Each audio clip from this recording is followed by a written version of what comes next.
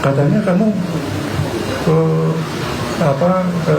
biasanya di Arab itu yang pintar-pintar bahasa Arab enggak. Urusannya adalah di sana itu banyak TKI kita yang stres.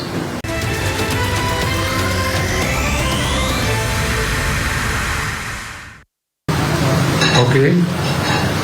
Terus ya kerjanya itu mungkin tidak seperti yang ada di TV, yang dimana diplomat pakai dasi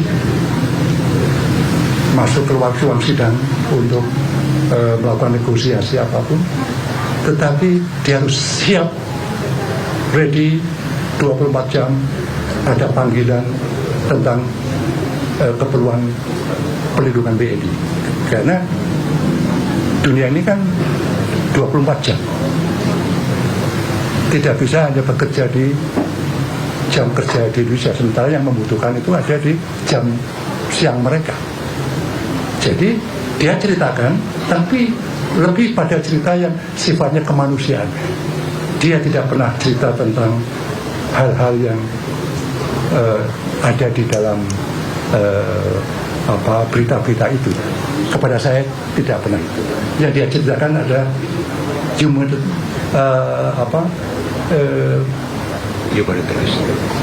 humanity assistance aid.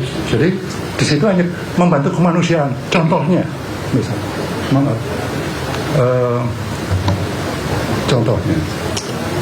misalnya ABK yang meninggal dan ABK itu bekerja di kapal asing. Dia harus kemudian membantu mengurus bagaimana agar kemudian meskipun sebagai berupa jenazah tapi harus kembali ke Indonesia. Dia harus standby di situ. Dan apalagi dia harus kemudian melakukan koordinasi dengan kerabat dari korban itu. Dan dia harus meladeni itu seperti saya sekarang alami. Mereka adalah dalam keadaan duka, tapi dengan kondisi yang kemudian tidak mereka harapkan. Dia harus membantu itu. Jadi harus menjelaskan kepada mereka bagaimana pengurusannya, dan sampai kemudian dari PWNI juga ada suatu SOP di mana pemerintah harus mengantarkan jenazah itu sampai ke tempat tinggal dari WNI yang wafat itu. Dan kasusnya bisa tadi meninggal karena kecelakaan semacam itu. Ada juga yang karena kriminalitas dari Amerika atau meninggal di sana, kemudian dijemput, biasanya dijemput di bandara, kemudian sering dengan tergantung institusi yang terkait. Karena kalau itu tenaga kerja kan ada badan yang mengurusi ketenaga kerjaan di situ, harus ada koordinasi. Itu salah satunya. Kemudian dia cerita lagi, aku ada tugas ke Arab. Apa yang ke Arab? Katanya kamu biasanya di Arab itu yang pintar-pintar bahasa Arab enggak. Urusannya adalah di sana itu banyak TKI kita yang stres, sehingga tugasnya adalah menjadi ketua tim yang kemudian timnya itu dari kesehatan, dari psikologi, dari sosial dan sebagainya, kemudian yang akan kemudian melakukan terapi terhadap TKI dan sebagainya. Kemudian pernah lagi aku tugas kemana? Ke Taiwan. Kenapa di sana? Harus menjemput anak-anak yang tidak diinginkan oleh orang tuanya yang bekerja di Taiwan, tapi dia harus kembali di situ.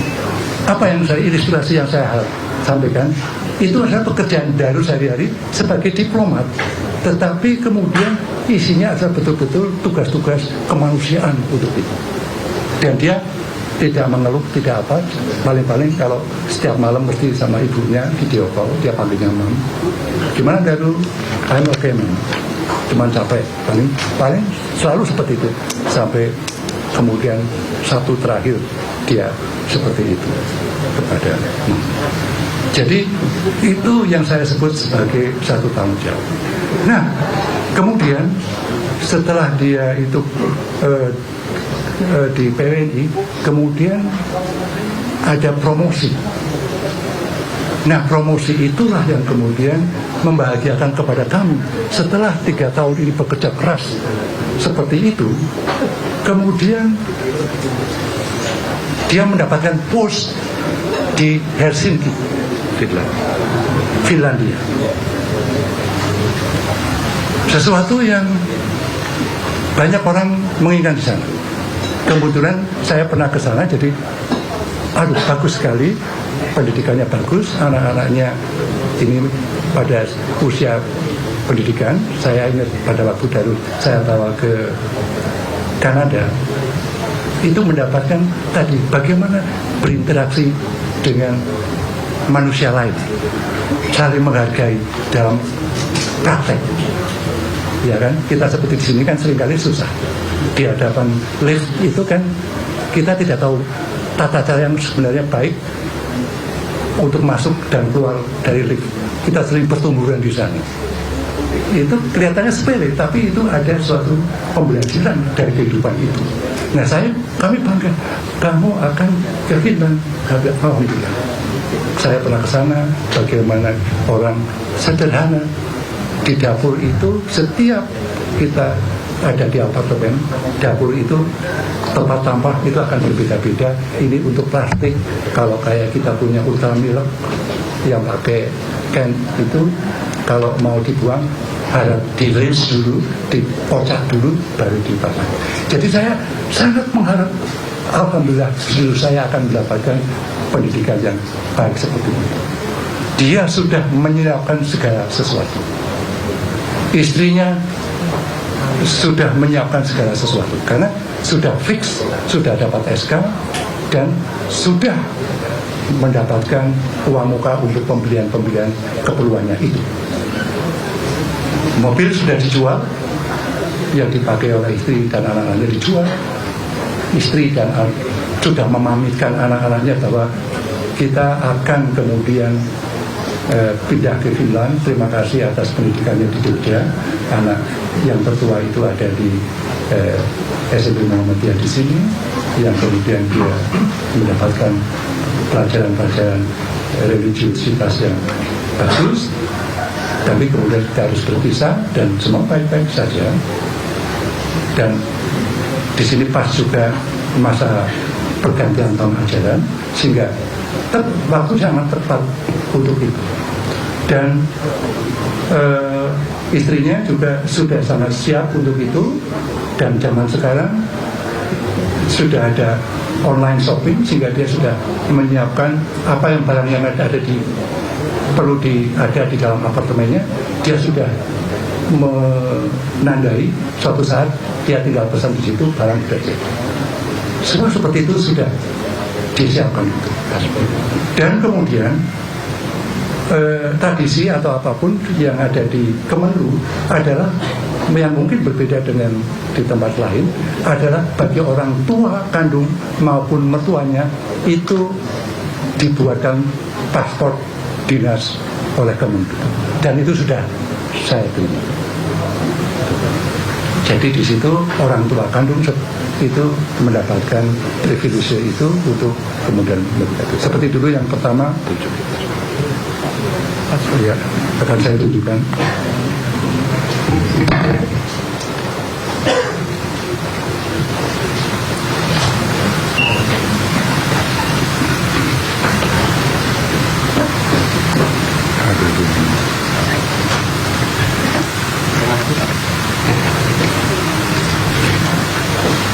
Jadi satu untuk ibunya, satu untuk saya, ada satu untuk bapak mertuanya, dan satu ibu.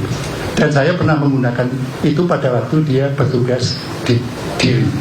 Tapi kalau saya tidak ke Argentina karena terlalu jauh dan mahal. Dan pada waktu ada wabah COVID, sehingga kami tidak bisa menengok ke sana. Tapi ini sebetulnya sudah dirancang bahwa nanti Mam akan segera sembuh, maka kita bisa ke Finland, dan itu perjalanan tidak terlalu jauh dari Singapura, itu 1 malam, subuh pagi sudah sampai ke Helsinki misalnya, jadi tidak terlalu melelahkan.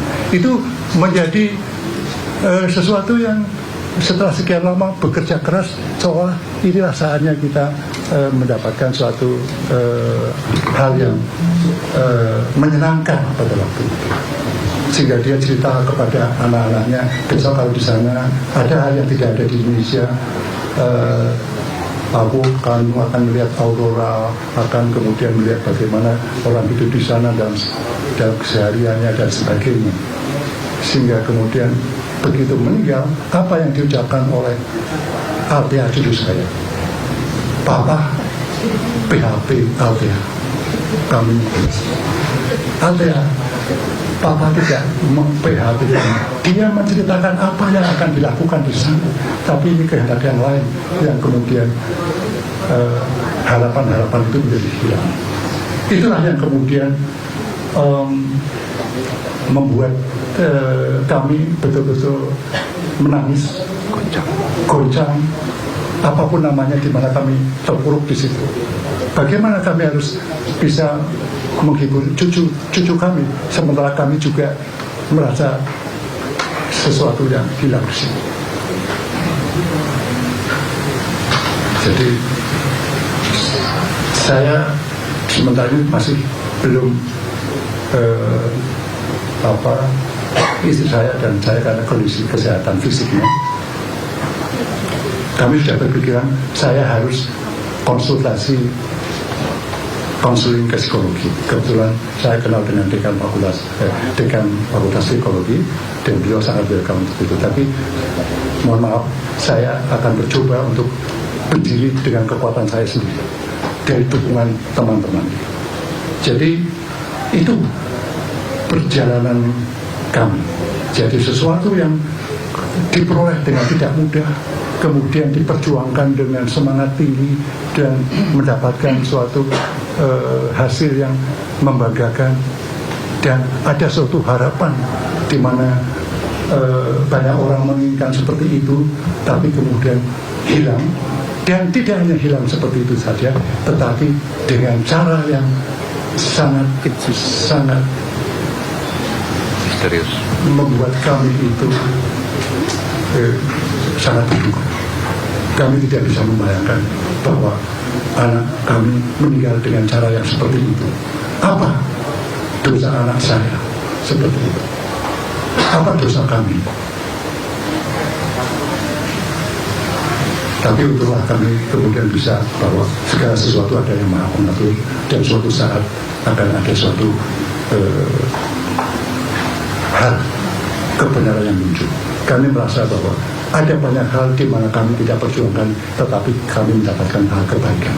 Sekarang sedang kami diuji bahwa ada sesuatu yang kami merasa tidak melakukan hal yang buruk, tetapi kemudian ada hal buruk yang terjadi pada keluarga kami. Itulah mengapa kemudian kami keep silent. Kita mencoba tetap diam, kemudian merenung-renung untuk itu, sampai kami selalu rutin, saya menemani istri saya, kami bergantian. Kadang-kadang dia yang tegar, saya yang terpuruk. Kadang-kadang dia yang terpuruk, saya pas tegar, atau pas terpuruk bareng juga. Itulah yang kami kemudian itu. Jadi itu yang bisa saya sampaikan. Jadi Daru adalah, bagi saya adalah anak yang saya sayangi, dan dia sayang kepada kedua orang tuanya, mom and dad. Jadi cucu saya memanggil saya eyang dad, memanggil istri saya eyang mom. Jadi itu adalah suatu keluarga yang saya merasa sangat membahagiakan bagi saya dan istri saya. Tapi tiba-tiba itu kami terhempas, dan harus dengan cara yang seperti itu, dan dengan adanya media sosial seperti itu, kemudian saya tidak bisa membedakan dia bercerita berdasarkan fakta atau imajinasinya, ataukah ada suatu tujuan tertentu, atau hanya iseng saja. Kami tidak tahu, tapi itu sungguh menyakitkan. Sungguh menyakitkan. ada hal yang kemudian seolah kami disudutkan hal-hal yang negatif untuk itu. Padahal saya kebetulan bekerja saya dulu pada waktu menjadi dosen, dan saya juga menjadi staf dan pernah menjadi kepala besar di lingkungan hidup. Ketemu banyak profesi di situ, saya terlalu sombong barangkali.